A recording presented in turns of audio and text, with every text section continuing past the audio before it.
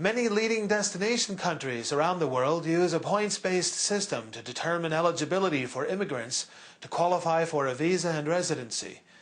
Competition to attract the top skilled talent from around the world is increasing.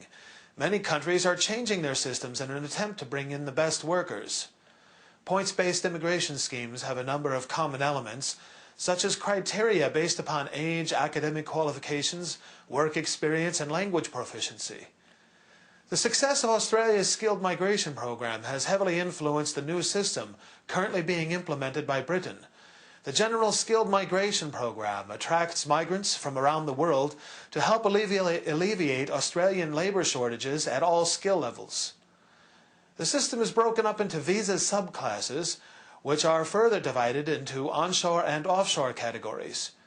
The onshore visa subclasses are for individuals already legally residing in Australia. Offshore visas can apply to people overseas or from within Australia, but the applicant must be outside Australia when the decision on approval is made.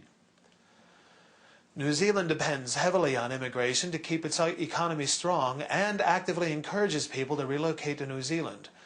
Those who score enough points are permitted to move to the country and to then look for work for 9 months, after which they are eligible for permanent residence if they are successful. New Zealand immigration authorities focus on sectors experiencing labour shortages and on projected future growth areas.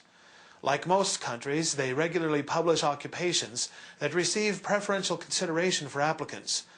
People scoring sufficient points are then selected from a pool of applicants at regular intervals and invited to make an application to immigrate. The United Kingdom first introduced a points-based system in 2002 called the Highly Skilled Migrant Program, the HSMP visa. Skilled immigrants could come into Britain without a sponsor or job offer if they could qualify. The scheme was so successful that it became the basis for a complete overhaul of the entire British immigration system. This year, the new tiered system will replace more than 80 previous routes into the country for all categories of migration and immigration. One subcategory, General Highly Skilled Migrants, GHSM, under Tier 1, is the new equivalent of the old HSMP scheme. People who don't qualify under Tier 1 will need to obtain a visa under a different tier. Canada has long depended upon immigration to fuel its economy with labour market growth and to bolster population levels. Over 200,000 people immigrate into the North American country each year, most using the points-based skilled worker visa.